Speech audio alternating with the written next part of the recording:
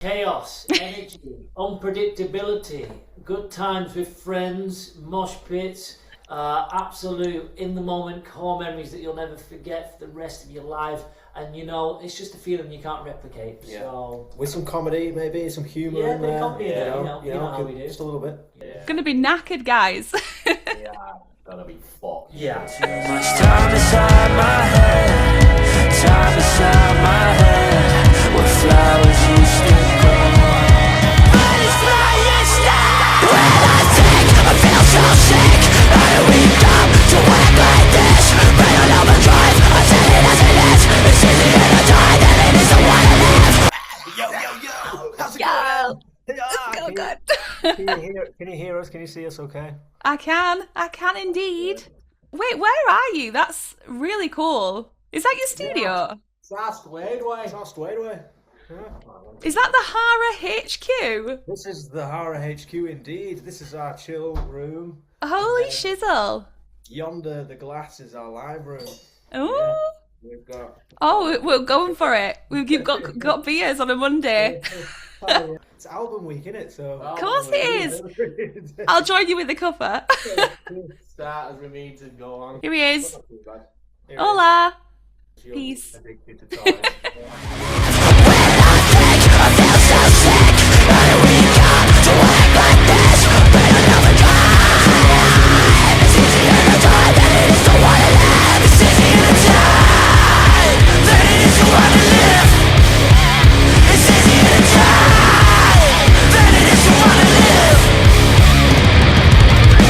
Welcome back to my channel. I'm Alex, your host of The New Rock Show, and today, ahead of the release of their second studio album, The Fallout, which will be yours on the 23rd of Jan, I'm so excited to say hello for the bajillionth, zillionth time to the Hara members, Zack, Jack, Josh. Hello!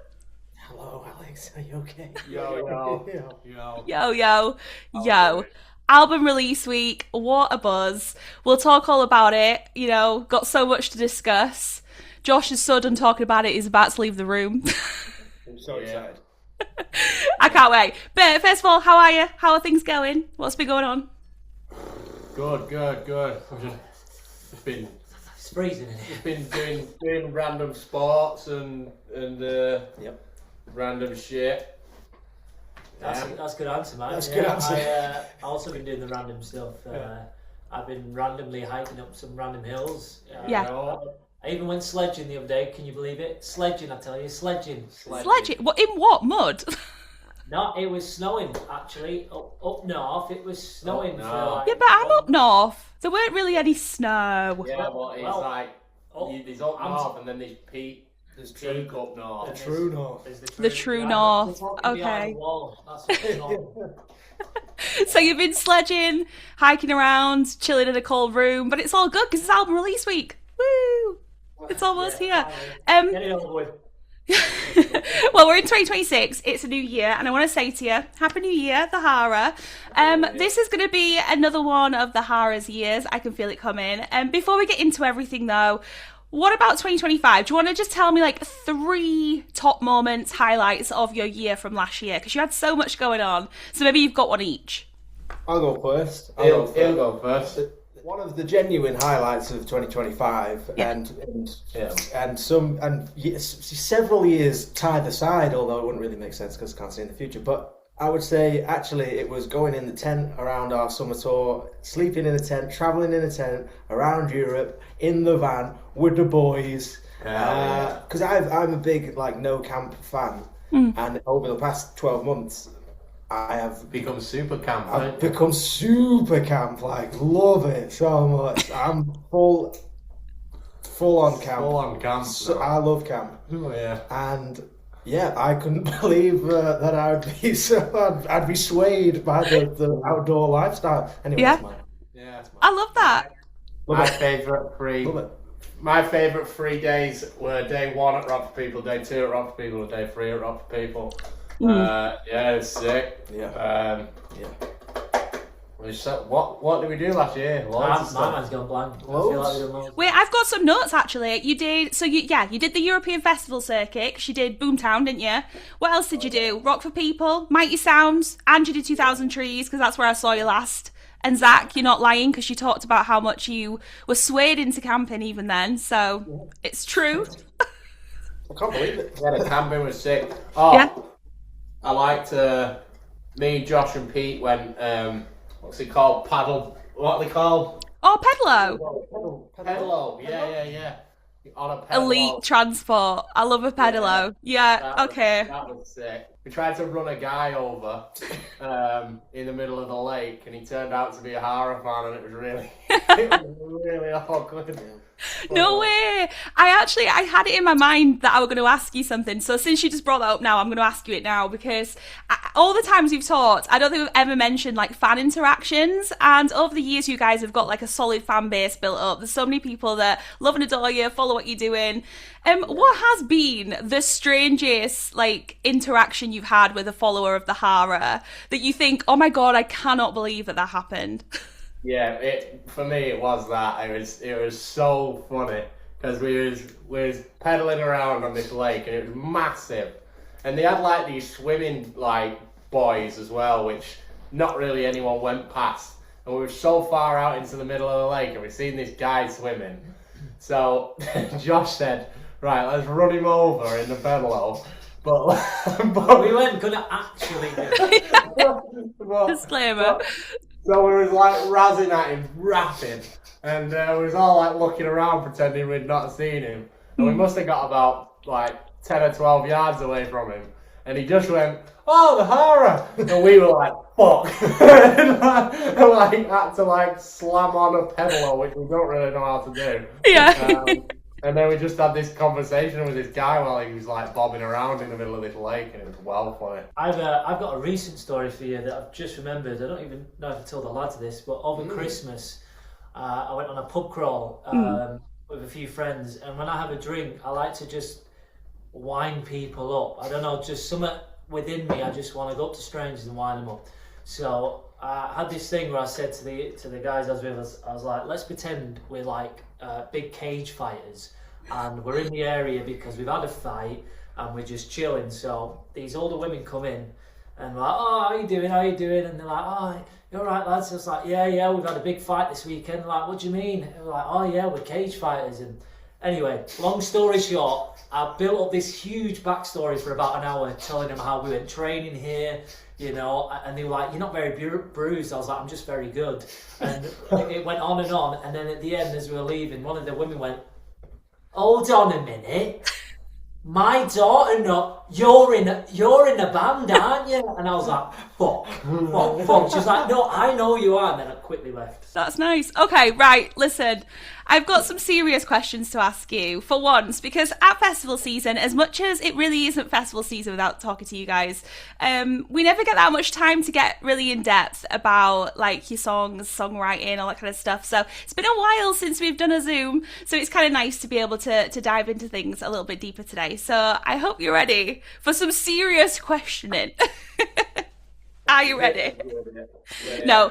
I want to reflect a little bit on your journey in music so far, because 10 years, that's really cool. But over those years, when did you start to notice that you were feeling embraced and seen in this industry? Like, do you remember a point where you started to think, okay, this is becoming, we're being taken more seriously at this point now?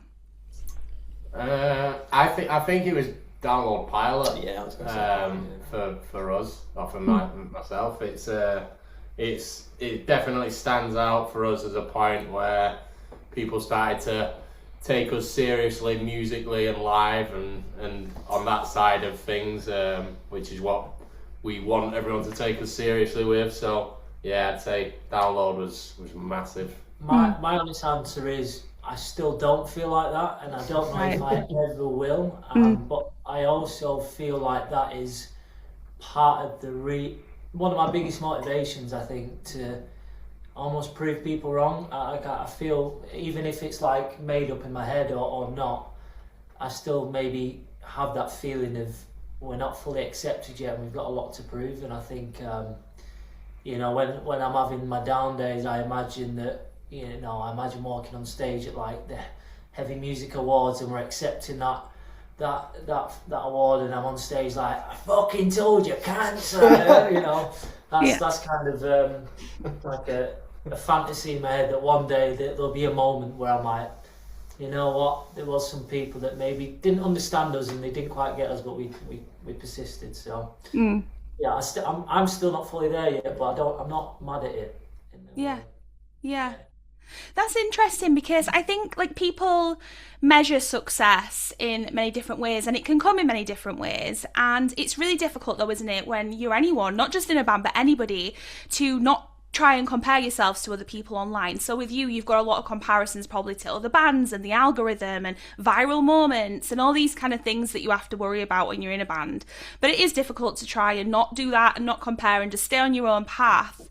But what would success kind of look like or feel like to you, do you think? We've always said that if we can make a living out of it, and we're doing, say, we've always said if we can do 1,000 people wherever we go, I think that's like such a benchmark of being like made it or whatever. But I think there's so many different parameters. Like this year was our first year where we've actually paid ourselves a wage, so that's fucking massive, and it's become full Well time done. for us. So yeah. So Yeah. No, that's massive. That's huge. Yeah, exactly. So like, there's a lot of we're not blind to the fact that there's a lot of bands that aren't in that position, and they want to get into that position where they can pay themselves a wage. And for us to do that, that's massive. But like kind of like what Josh was just saying, there's always that next thing. You always want to be bigger and better. You always want to have more people buying tickets, more people listening to the band, and hopefully this album does that for us and puts us on that next rung of the ladder. Yeah. It's a never-ending ceiling, you know. It's always moving, and again, like I don't know if I ever will feel like we've made it, because I feel like we'll get to an arena and we're like, fucking hell, they're doing stadiums. Yeah. Shit. Okay. Yeah, that's the comparison thing though, isn't it? Yeah, it is. I think it's more kind of trying to find happiness amongst it, because I think, you know, trying to separate that success from, you know, being content and happy with the journey. It's the journey, innit? You know, we're in the journey. It's not the destination. That's it. As cliche as it is, it's you know, it is true. You should be so proud of yourselves. I'm proud of you guys. I feel like I've known you and seen you like grow and grow year after year now for, I don't know how many years it's been, like 5 years or something, maybe, I don't know. But, you know, you should be so proud of yourselves, and you really are like, you're doing it, and you are out there doing it for real as well. You know, it's not just a social media thing or anything like that, because I know some people find success immediately through a viral song, or, you know, and that can be frustrating to see sometimes, because you think, all right, well, they haven't been out there like paying their dues, playing the live circuit, you know, doing it for real in front of people, but you really are doing that, and you deserve any kind of success that you get. And congratulations on being able to finally, you know, say that, like, oh my god, the Hara is like our job, that's what we do, we're musicians and this is our life. So that's great. But you also are really open, which I really respect, about, you know, the business side of the industry, and how over the years you've kind of experienced being independent, being signed, and then being promised the world, and then that not working out so much, and then being signed again. And I know you've been through it. It's a very up and down situation. I just wondered, like, you know, for anybody who might be watching this who may be thinking about being in a band themselves or a bit confused about that situation, like, what are the red flags you've noticed along the way that you go, we wouldn't do that again? And what have been some of the green flags that you go, all right, we know that's for us and we want to go down that path? It's difficult. There's like so many. It's hard to almost pinpoint to a token few. What would be the most important? I think one of the big ones for me would be to trust, like, just trust yourself, trust how you see things in your own music, in your image, in how you play, in how you are as a person, everything. Like, the biggest payoff for us, we went through so many different times where someone was saying, oh, you need to write a song like this, or you need to do this, or you need to do that, and you need to appeal to this market, you need to do all that sort of stuff. And the first time we took ourselves away and wrote something for ourselves and how we wanted to be was Trophy, and it went fucking massive online, and it's like, right, so yeah, do exactly what we want to do and it'll work. And that was a big point for me, just trusting ourselves and allowing ourselves to do what we believe in and what we want to do, really.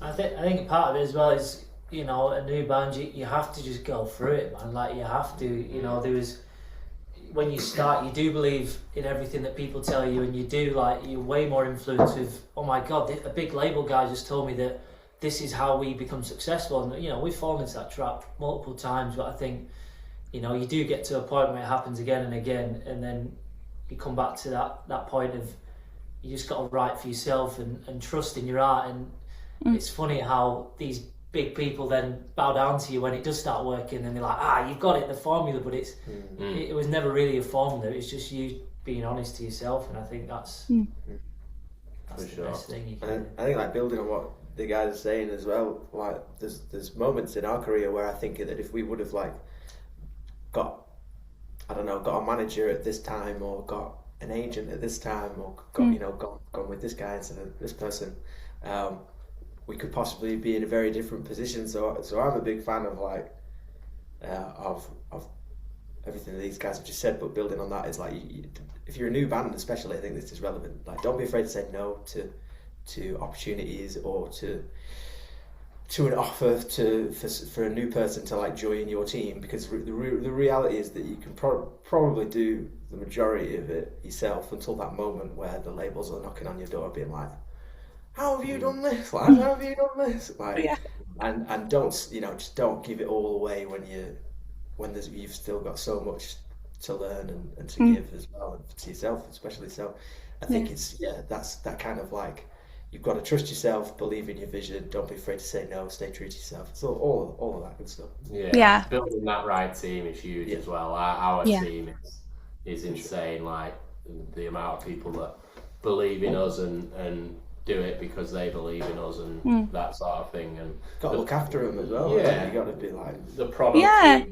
we get from our team and together is insane. So if you want to do everything, make sure you're building the right team around you and building the right band as well. Like, you can't be clashing. You've all got to have the same vision and work ethic and everything. It's a massive spectrum that you've got to tick a lot of boxes in, and it's not easy, but I honestly think that's great advice, and I think that's also, like, that mentality is, like, the key to longevity, I think, because when I've spoken to other bands like Black Sun Cherry, I asked this question with Black Sun Cherry, and they've been a band for, like, going on 25 years, and they remind me a lot, like, of you guys, because first and foremost, I think at the core of their foundation, there's friendship, and that's definitely the case with you guys. I mean, you're friends, you're, like, your besties to bandmates, really.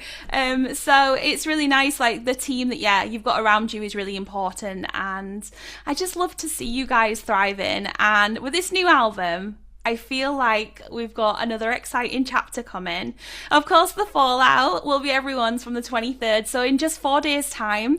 How are you feeling right now, guys? Because I know, Zack, you mentioned that you're weeing with excitement the other day on social media. What's the vibe in camp right now? Yeah. Go on. Yeah, sure. It's always, it's an interesting one. I think always with like song releases and stuff, it's like we've known this day was coming for a long time, so it's like you're almost numb to it in a way. Like, you hate to admit it, even, you know, it's such a big moment, but I think it's hard to fully feel it, because it's like, you know, we're already living in it. So I think the thing for me is just getting it out on the road and seeing what songs, just the reaction to what songs, you know. Yeah. And, yeah, man. I kind of hate the pressure of it as well, to be honest. It's so Do much you? pressure. Yeah, it's like, Yeah. new album, and, you know, I'm kind of just, like, blocking it out a little bit at the minute, and just, it's going to happen. Whatever happens. Yeah. let it be. But like you have, like you say, it's been something you've sat with for a long time. I mean, 2 years ago you were in the studio making this one. So like, you know, just like thinking back through that time, like what were some of the biggest challenges or proudest moments from this record that, like, you know, you think, oh yeah, this was so worth it, you know?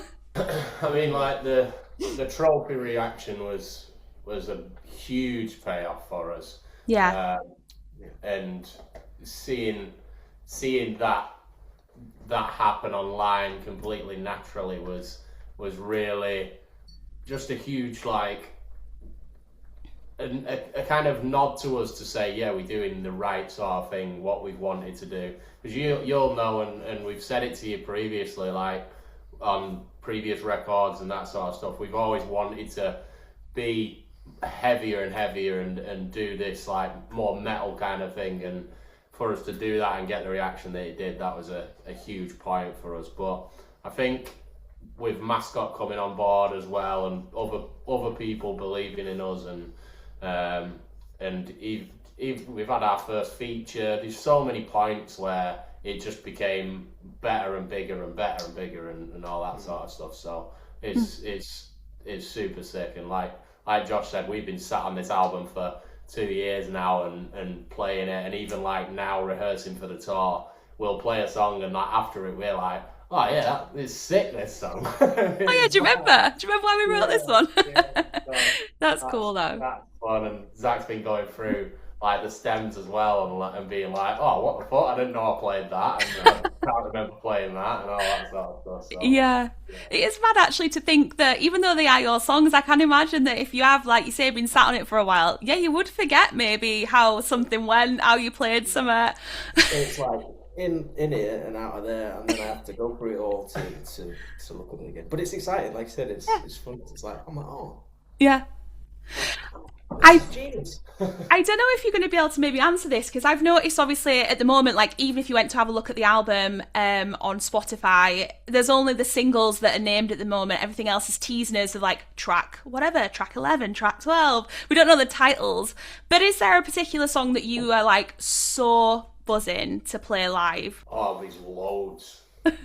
These, I mean, we've only played 5 live, I think, something like that. And there's some remaining that, like Enemy live, we just feel like it's gonna go off. Bury Me's super fun to play.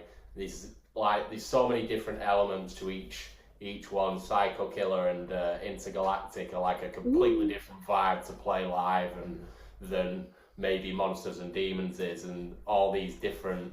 We've touched on everything.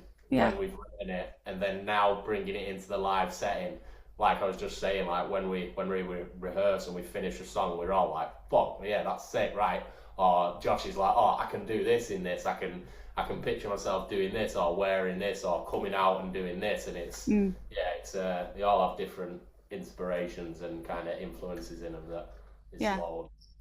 One of the things I love about your band is the artistry live, where there is so much that goes into it. It's not just about how it sounds, but visually how it looks and everything, and it all comes together so brilliantly. And I get excited to come and see you, and I've seen you so many times, but every time I see you it's different, and I love that about you. But it's always like at the core, of course, it's you, but there's always like a new like vibe, a new outfit, whatever, and it's so cool. So anybody wants to come and see you, they can at the release shows. They've got 2 launch shows, aren't you, for the album this month? One in your hometown of Manchester, one in London, and then you're on tour, the Fallout tour, across February and March. So I encourage anybody who is watching this, if you've never seen the Hara, or if you have, just fucking go.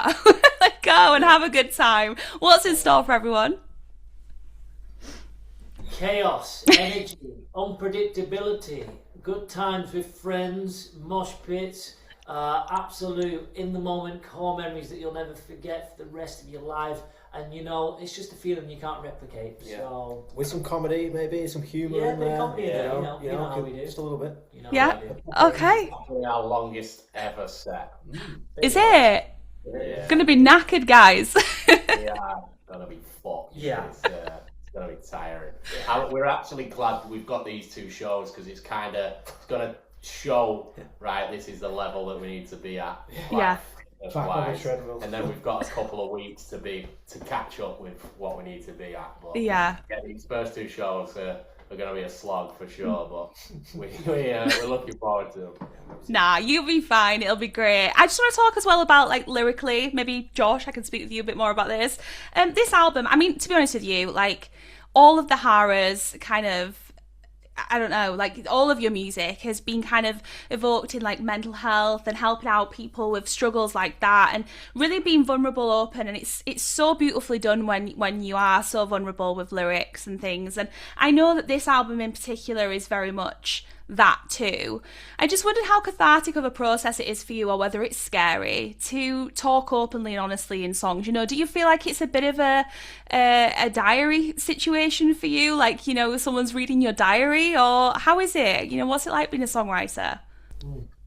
Yeah, absolutely. I think it's definitely part of my own therapy. To be honest, you know, even if at the time it's not realised or you're not necessarily conscious of exactly what you're writing. I think it's quite a magic thing, really. You know, it's sort of, your brain is almost speaking to you, and then you look back on it and it makes sense. So definitely cathartic. It's definitely I'd probably say it's the most open, this album as well. You know, I don't know why that happened, but maybe I think just the timing of it, and just, you know, what we wanted to capture in this album was the sort of there's no sort of playing a character or pretending. It was just really sort of just saying this is genuinely how it is and genuinely how we feel. And I think, you know, listening back, I'm even more proud of the songs because I know it was from such a real place. So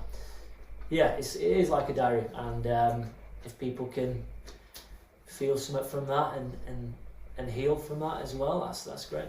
Yeah, it is like, yeah, it is something that I look at someone like yourself or any other musician that does that, and I think, fair play, because that is so scary to me. I don't know how you do it, you know, and in 4 days' time, people are going to hear your heart and soul bared in these songs. But you've also been, like, as you've been promoting this album, once again, The Fallout, 23rd of Jan, you've been saying, like, it's maybe your best work yet. And from what I've heard so far, from what I saw around 2000 Trees and, you know, everything like that, I completely agree. And I think that the singles that we've been getting, like Kings and Violence, and, you know, there's so many, Easier to Die, like, so good, guys. Sonically, lyrically, musically, everything. You're saying it's your best. Like, why really do you think this is your best work today? I mean, you would hope it is, because you always want to better yourselves, don't you, as you go along? But yeah, what is it about this one? Yeah. I think like I said before, it feels like the whole album is us, and it was the first time we had the ability to step away from everything live and everything outside of writing and sounding how we wanted to sound. So we had that time to really home in on what we wanted this album to be, and it naturally become. So it is reflected in the sonics of it and how it sounds and how it is live, because we always write for our live show. We love playing live, and it's reflected in the songs. It's reflected in everything about it. So the whole thing is the Hara. It's like it's so undeniably us, and somewhere we've been trying to get to for a long time, and yeah, finally being 3 or 4 days out from the world hearing that is exciting. I think it's just like there's like a maturity to it, I think, that I'm just Yes. Sorry to jump in, but you just said that, and obviously today, I mean, like, look, one of my favourite things to still watch to this day from you guys is Off the Edge, but when I see that video of you, you look like babies. You have come a long way. You really have, like, matured, yeah. So it's kind of cool to see you, like, to even acknowledge that yourselves and go, yeah, do you know what? We have, like, you know, grown up a lot in this industry so far, and then here we are with this album. It's so cool. Yeah, there's a self-confidence to it which I've never fully felt. I think it's definitely a new feeling with this music. It's like a kind of a sure sort of just almost certainty to it that, yeah, this is like just really proud of it, and it's because it's so real, and yeah, it's a nice feeling. It's like, yeah. Chill. Oh, I'm so excited for you guys. I love that you've got a new album coming, and it's the second studio album, so it's a big deal. And, you know, congratulations on all of your hard work. And I hope the release of it goes very, very well. And of course, people can catch you on the road as well, supporting this new album release. So please, I encourage everyone, go and get your tickets. See the Hara. Before we kind of like wrap up, because I could talk to you all day, forever and a day. But I just want to ask you, because like, speaking about live shows, I feel like, would we be able to say that one of your most played live songs is maybe Friends? Is it? Yeah, Friends and I Animals. reckon you could probably say that. I think. Yeah, Friends and Franimals. Franimals. Yeah. For Animals. I mean, rages, both of those tracks. But I just wondered, like, are there any songs from your catalogue so far that you go, do you know what, I'm so sick of hearing that song. I don't want to play that song for a bit. I'm done with it. You're gonna make us break some. We've got this song called Friends that we've played every show we've ever played. So yeah, I think it's like the 1975 effect with Chocolate. It's a sick song. We know it's a sick song. Yeah. But we've played it and heard it 800,000,000 times. So Yeah, I think I have as well, to be fair. It's just that the audience reaction to them songs is just too good to let it lead the set right now. Like, yeah. we've got such a thing with it, like the chant in it, just hearing everyone sing the chant, and then Animals, the whole mosh pit thing. I don't know, it just feels like too much of an iconic Hara moment to let them go just yet. Yeah. Oh, I love to hear that, guys, because, like, yeah, some of your OG shizzle, I'm going to say shit then, but I just did anyway, but some of your OG stuff is like, yeah, you can't not have it in, because it wouldn't be the Hara show without it, so that's really cool. What about with everything that you've learned so far in life, guys? What would you say to little Zack, little Jack, little Josh? What would you say to your younger selves, and then maybe to your future selves as well? Have you got anything that you would want to say to yourselves? Goodness. Practice double pedal Yeah. earlier so that when you're like 24, 25, you don't have to fucking spend weeks and weeks learning patterns so you can play the patterns that you've written down. So that would be a good bit of advice for younger me. That's great. Older me, fucking Keep practicing your double pedal. yeah, keep practicing it. Yeah, just fucking. Alright, mate. I'd say to older me, alright, mate. Yeah. I kind of echo Jack's sentiments there. I'd tell myself to practice hybrid picking more, because you're gonna do it all the time, and it's fucking sick. Mm-hmm. And then I'd say to older me, probably shouldn't be drinking as many Monday night beers, aren't you? That's probably. Yeah. Well, we're all right today. It's all good. Let future me deal with it, innit? Unlucky. Cliche, I guess, but probably say to younger me to believe in yourself more, and then younger me to older me, I'd probably say believe in yourself more. Aww. Yeah. Joshua. You know how it be. Wear my hat on my sleeve. I love that, guys. What about if I also said to you, what's an album that you really wish you could erase from your memory and hear it once again for the very first time? Which album would you pick? Just one album, Have you got one? Might be Mika's album. Life in Cartoon Motion. Yep. Was it? Really? First album, yeah, with Grace Kelly on and all that. Yeah, Grace Yeah. Kelly. Life in Cartoon Motion. Yeah, tune. Mine would be Akon Convict. Oh. That was a big deal when I was at school, that one. Still is. I actually listened to that whole album on the way.